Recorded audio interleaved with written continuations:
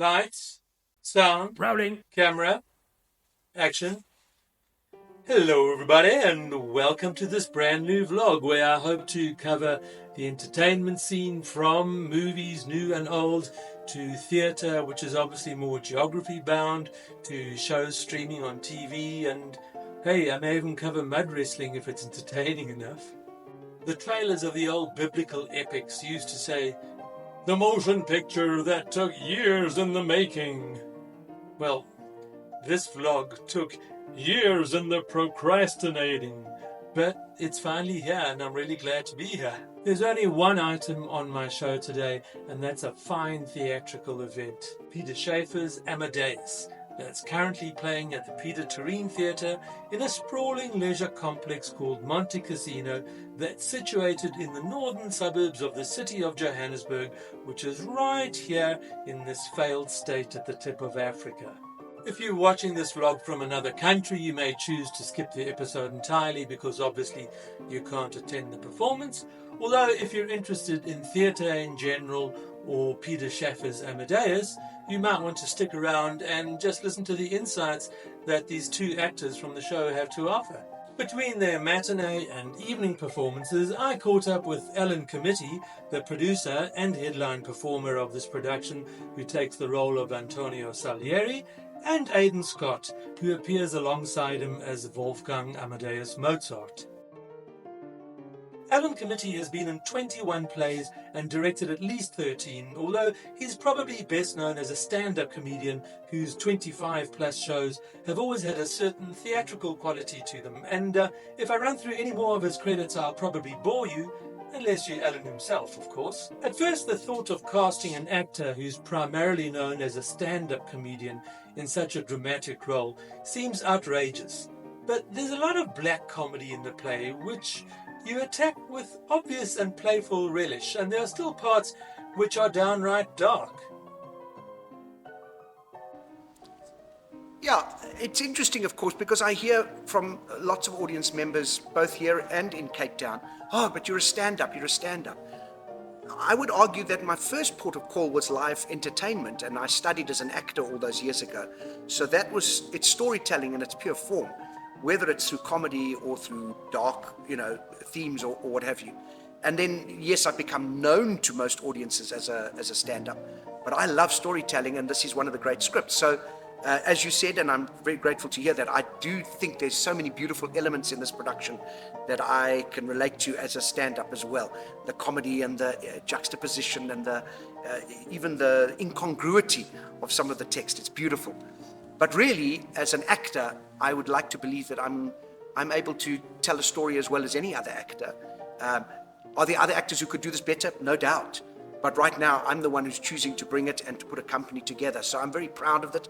I'm proud of the team we've got. We've got an extraordinary production team and cast of 8 on stage. And the audience seem to be enjoying it. And that means something unbelievably special to me. Because the purpose behind all of this was to bring this play to a South African audience in 2024. I have to confess that I'm not as familiar with Adain's work, so I reckon I'll let you introduce yourself, Adain. I've been here. I grew up in the Middle East, in Kuwait, and then I came to study at UCT. I dropped out in my first year, and I did a play called The Mousetrap, which was right here in 2019. I played a detective, Sergeant Trotter, and I tried to forge some kind of theatre career for myself. I caught up in some really cool film stuff as well. 2 years ago, I was lucky enough to be cast in a really cool Netflix show, which kind of paid my bills, and I was like, cool, so I can become an actor. And, pay rent and stuff, which was amazing. And I've delved into a bit of producing. I produced a play at the Masambe at the Baxter Theatre called The Rangers. And I've done a couple of independent stuff with writers that I enjoy in Cape Town and in Johannesburg. And last year I did a play in Edinburgh, which was cool, called Don't Make Tea. I'm just doing me. So then what route brought you guys to this particular production? Well, I'm the kind of instigator of this particular play, I must confess. I have been very lucky in my career because of the kind of work I generally do, which is stand-up comedy and corporate entertainment, that I can indulge every now and then in a bucket list project, if you will. And over the years, I've been lucky enough to do things like play Richard III at Maynardville in Cape Town, or do a David Mamet play like Oliana. And this play, Peter Shaffer's play, Amadeus, has been on the very top of my list for about 20 years. When I was still a high school teacher many, many years ago, I directed this production at a high school level, and which in itself was an interesting challenge, but I was reminded of how brilliant a text it is. So this is something that I've been wanting to do for a while. I managed to get Jeff Hyland, a brilliant Cape Town-based director, to help me put the concept together. And this gentleman, Adain Scott, was one of the first people that we looked at. Adain has worked with Jeff in the past and has a good working relationship with him. And we were lucky enough to get him to come and play, I think, the very important part of Mozart in a production about this unbelievable rivalry and jealousy that exists between them. Yeah, big time. I think, when something like this comes across your desk, no matter what age you are in life, or like what position you are in your career, it's like you say yes to it every time. Yeah. When you're kind of learning about theatre and studying theatre and watching theatre, there are certain plays that stand out in your head as amazing, and this is one of them. And so I was like, I'm dropping everything to do this. It's just one of those things. It's one of those plays. You turned down some work in England to do this. That's it. Yeah. It's just, and also the part. I think it's such an expansive and creative part, and we're on stage all the time alongside you and alongside 6 other cast members, and I think it's just an incredible thing to do as an artist, right? They are 2 brilliant parts, and for those who don't know Peter Shaffer's work, he's written some extraordinary plays over the years, including things like Equus, which we both love and have spoken about. But this particular production of Amadeus, it's such a great script, and although the play is actually about Salieri, who drives the story, it's the fulcrum. Their relationship is the fulcrum around which the drama exists, and it's a delight to play every night. Big time, and it feels biblical. It's like it's a biblical proportions, but at the same time, it's such a kind of intimate and story that I think everyone can understand, which is amazing. And would you gents like to tell me a bit of how you get under the skin or into the shoes of the particular characters that you've taken on? Different actors will work differently. Some work very organically and instinctively, and so they might take past experiences of their own, and if for example they have to murder someone in a play, they won't have necessarily drawn from a past murder, although some actors that I know, that might be an accusation you could level against them. But mostly you'd find something that feels the same. So in this play, it's fairly easy. The play is about unbelievable envy and jealousy and a kind of blinding ambition. And all of us can relate to that in some way, whether it's with our family and siblings, our parents, our school life, our current professional life. It might even be a loved one in a romantic relationship. We have felt either not seen or heard or recognized for the stuff we can do. So there's stacks of stuff that we can draw on. The other side is an actor might do this technically, and you could actually just break it down to what would that look like in terms of breath control or pace or pitch, and do it purely from a technical point of view. And I think both of them are helpful if you can find a balance, because there is going to be a moment in week 7, performance 4, where you don't quite feel like digging deep into that emotional reserve. But if you can do it technically, that's often enough for an audience. And I also think you and I kind of work the same in terms of the words. If you have the words down, it does a lot of the work for you. Yeah. So there might be a moment where I don't really understand how that emotion feels, but if I rely on the words to take me there, you can feel yourself changing and kind of being rooted within the words themselves, and that's something that I use a lot. One of the reasons I do it is because they are great texts. When you work with Richard III or David Mamet or Tom Stoppard or David Hare, we don't get enough chance. Those guys and women have written texts that are rich and layered, and as you say, Adain, you just have to say the words sometimes. Just let them do the heavy lifting. Yeah. Just don't get in the way of the storytelling. Sometimes that's the secret. Given Mozart's somewhat bizarre and often scatological behavior, do you guys think that there's a link between genius and eccentricity or even downright looniness? Yeah. I don't know, I think with all geniuses there's a certain aspect of, being a bit quirky. And I don't really know what that is. I don't think there's a science behind it. I think particularly with him, especially at the age that he was kind of existed, it was a Peter Pan syndrome. where it's like you don't grow up past the age of 16 because he was so innately focused on what he was doing as an artist. And I think maybe that happens with scientists as well, and where you have a scientist that is so passionate about what they do that they kind of neglect other parts of their lives. And I think maybe that's where the quirkiness comes from. In terms of actual brain psychology, I have no idea, but I think it has something to do with being obsessed with a certain thing, and as a result of being obsessed, you tend to neglect other parts of life. I don't know. What do you No, think? I think that's accurate. But I would also argue it's that thing of, as a stand-up comic, you'll often get told, are you the sad clown, the tears of the clown, for example? And of course, the trope is a very fun one to indulge in and go, well, all comedians must be very depressive or suffer from depression. But that's not always true. Right. And so I think the same thing is evident here. I would say there's often eccentricity linked to genius, but there's also a lot of eccentrics out there who are not geniuses. Right, yeah. You know, so Big time. we've got to acknowledge that as well. But if they are, it's often out of the obsession and the deep kind of need to be brilliant at one thing or to share that brilliance in some way. Yeah. And that can be seen as eccentric because society is so ordered and mundane and kind of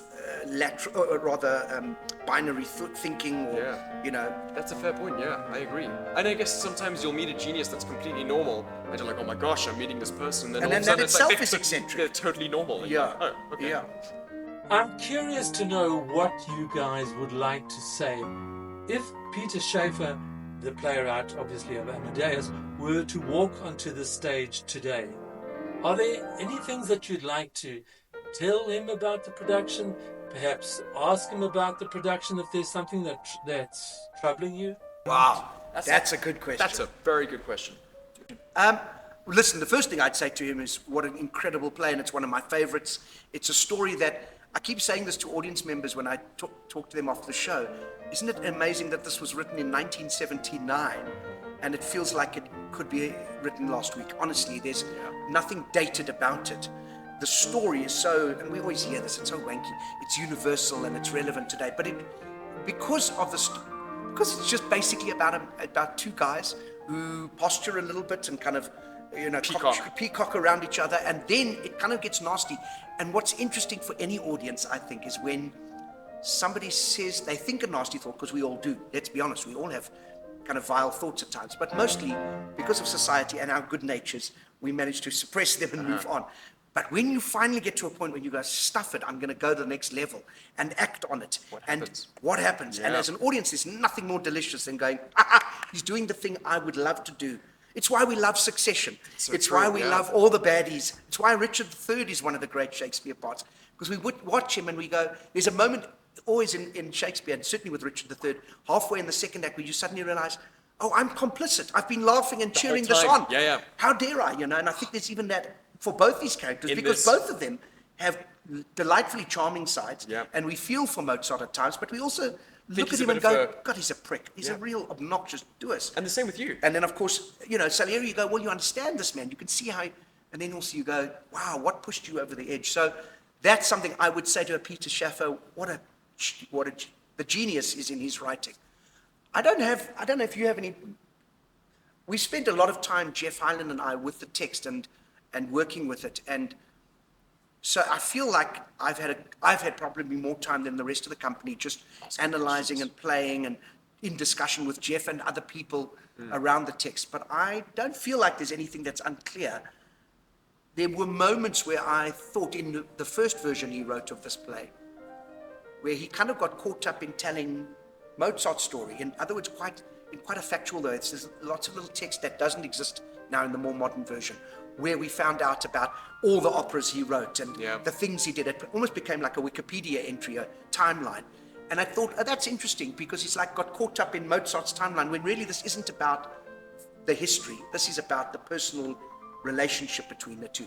And then, of course, he rewrites it slightly, and he does all of those changes, and he recognizes that, which is what makes him so brilliant. That'd actually be a good question for him, is to ask him, like, what was the kind of tangent with Mozart, and kind of why he, or was it just a writer's slip of being like, oh, I'm really interested in this guy, and I don't know what information to hold on. I don't know. I'd also like to say to him, what would it be like now to see your productions around the world when most companies globally cannot afford to do the kind of show that they did in the 1980s, where you had millions of pounds, huge sets, unbelievable companies, and if you wanted one person to say one line, you hired them and they were there for the run. Yeah. We can't do that anymore, not only in South Africa, mostly around the world. Theatre has become a much more reduced effort, and we've got to be clever in the way we double up on castings and change mise-en-scène. Look at that. Look at you.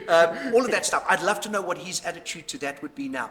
Would he be impressed? I think maybe a question I might ask is what his relationship to God is. It's just something personal, just being like, what is your connection to God? And maybe, what's your connection to women? Like, just general questions like that. Yeah, it'll be fun, but I can't do it, so never know. He's not going to. Okay, so I may be wrong, but I believe that every actor, when he or she approaches a rehearsal, thinks to him or herself that I am the best person to portray this character. So without any undue modesty, would you guys give me your take on your approach to this? Take it away, Captain. Well, I think in any position, whether you're in corporate world or in the artistic endeavors, you have to have that. I think you have to have that attitude at times. At some point, you've got to stop yourself from feeling the imposter syndrome, and you have to persuade yourself, I should be here, and I'm going to make the best of it. Whether you're a fly-half in a rugby side, or you're an actor, or you're a desk job and you're doing some IT software stuff. So, I think I'm the best person to play Salieri at the moment because of my passion for the story, because I think at this point in my career, I can bring a little bit of my skills as a reasonably good stand-up comedian and as an actor who's got better and better, and that there is that beautiful combination of charm and scariness that I think we can bring to the part of Salieri, and I think it needs it. I think if Salieri was just outright awful and evil from page 1 to page 60, that one note would become stale. And I think I'm able to bring maybe a little bit of, just when you don't like him, there's something about him that you think, well, maybe I could stay with him for a little bit more. And then just when you think, I quite like him, he does something that takes the legs out and you feel a bit of, revulsion. And so for me, that's something I like to bring to a character, is that duality and the swing from side to side. It's a tough question. That's such a tough question that no one really asks. And I think when you get asked it, you have to really think and dive deep. And I think what you mentioned first about realizing that you're good at something, you've done it for a little while, and realizing that you are good at it is important sometimes.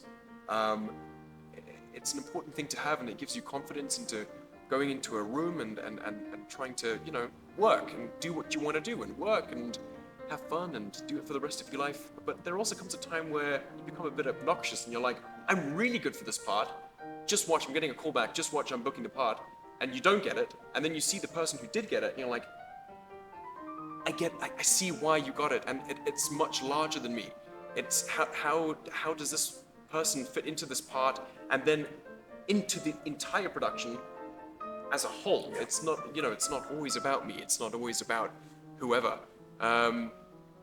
But yeah, I'm always kind of like perplexed when I book stuff because I'm just like, are you serious? You want me to, you want me to play the part? Yeah. And so it's a weird thing, and I'm still, learning how to, I'm 26 and I'm figuring out how to do all this stuff. But I think I'm doing an alright job, and I think each time each time someone approaches me to play a part, I'm just going to do the best possible version of that part that I can.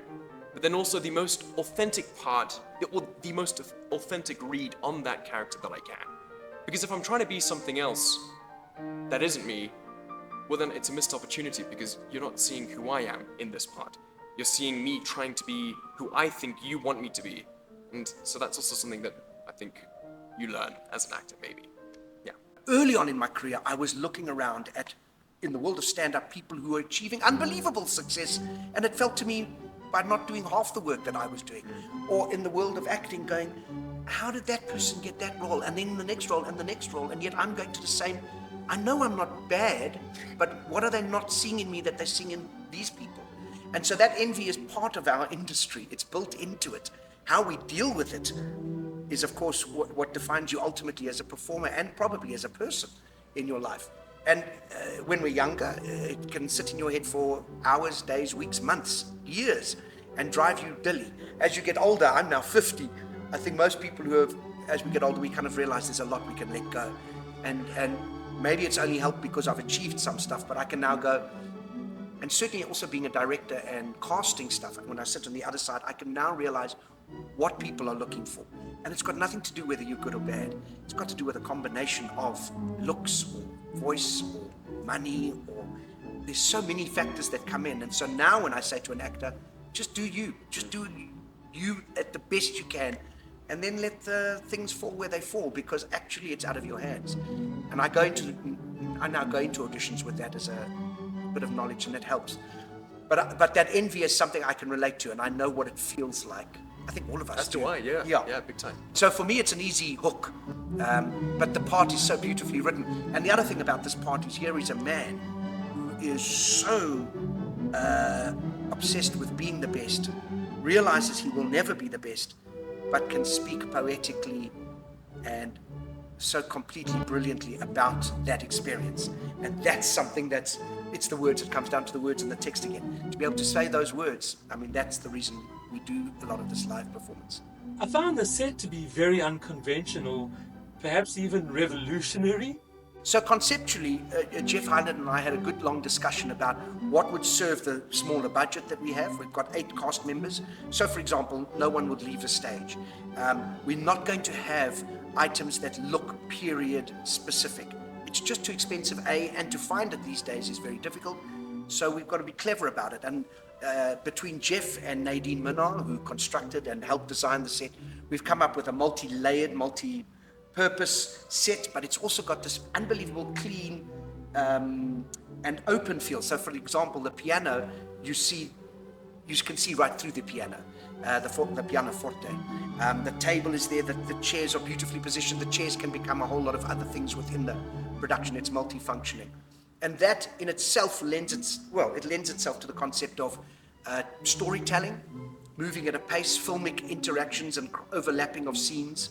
We don't have to wait for things to fly in or to be carted on, actors to change costumes. All of that goes, and it means a better running time. So we kind of thought conceptually this served the way we wanted to tell the story, and sometimes that's what happened, needs must.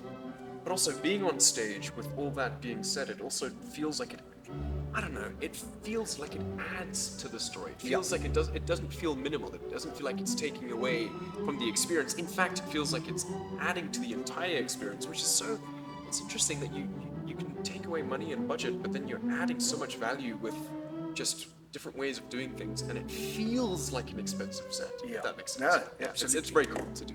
And Jeff was saying in one of the interviews, I heard him, saying that really you're stripping away all of that stuff, but the spectacle now is the emotional connection. The spectacle is the degradation of a relationship. That becomes the spectacle. Whereas sometimes, as you say, an audience can be caught up with lighting and literally smoke and mirrors. I mean, the production I saw in England had mirrors everywhere and lights would reflect on it. It was so bright and light, and that the next thing you'd forgotten, I didn't actually see or hear what was pivotal to the writer's demand. So it's also about where we are in world theatre at the moment. I mean, I travel a fair amount. I'm very lucky to go and watch shows on Broadway or West End. And that's true now, even in those places where they have still got some money, that productions are leaning again back towards the text and the story. Sometimes they can do slightly more tricks than we're able to do with, stages that move or things that fly in. But ultimately, they are going back to telling stories as accurately. And post-COVID, I think that's become our new thing. Tell the stories. We want to be connected again. Yeah, agreed. All of us, the 3 of us, were hit hard by COVID, and we felt a disconnect. And for someone who's a stand-up, I never thought I'd see a live audience again. And I went into a proper little mental hole. So to come back and to be able to see, at one point, if 5 people walked past me too slowly, I would do 10 minutes of material at them, just so that I could connect with people. To be back now where audiences are going out and coming to your stories, we want to be able to tell the best stories in as best a way as we can, because they deserve it and we deserve it for ourselves. The costumes were also interesting. They certainly had a period feel about them, but for me there was also a kind of a modern Star Trek-y angle to them. 100%. Yeah, so Ilke Lowe has done a superb job, and Ilke and Jeff have a long history and have done many productions together. And one of the things they talk about is kind of chic period where Jeff will say, I want the actors to be able to walk off the stage and out into public, and you wouldn't think they were stage costumes. You would just think they were sexy, interesting he said it should almost be like ramp model.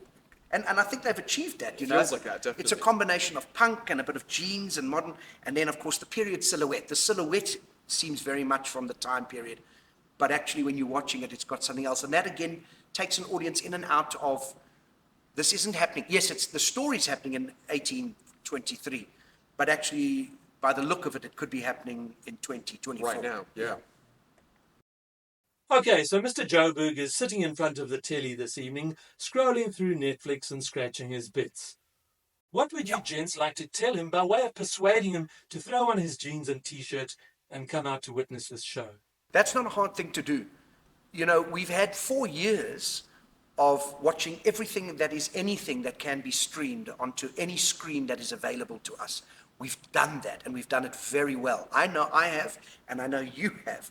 So why not, just for a change of mood and a little change of tempo, leave your homes, come through the slightly darkened streets of Joburg, come to a fully generated Montecasino Theatre, have a great meal out, and see, honestly, one of the great plays, not just of the 20th century, I would argue, of all time.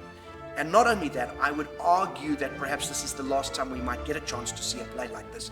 With the weak rand and being able to afford rights, etc., this is the time. We're only on for a limited period.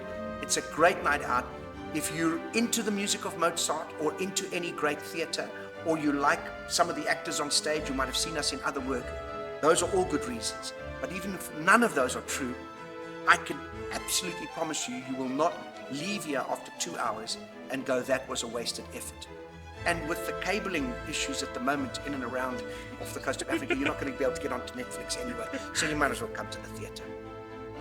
Yeah, the people that I've spoken to that have watched the show unanimously have come out of the production feeling changed in some way or another, and I think that's a real testament to what theatre is, and it's something that changed my life. It's something that's changed a lot of people's lives, and it's also a medium where actors, this is what actors do. You know, you're on Netflix and you get a good paycheck, but this is what actors keep coming back to each and every single time, and it's a lovely opportunity in South Africa to be able to see actors do what they do and be truly entertained by it, and yeah, feel connected to some great work. So here are the dates and booking info, and just remember that every ticket bought not only gets you into a great show, but also helps to keep our magical tradition of theatre alive in this country. And please note that I don't receive any remuneration or any other kind of incentive to give a show or a movie a good review. If I say I like a show or a movie, it's because I genuinely do. So that's my finale for now, but if you did enjoy this first episode of Tats Entertainment, please be sure to click the like and the subscribe buttons just so we can stay in touch in future. But until next time, I wish you many encores.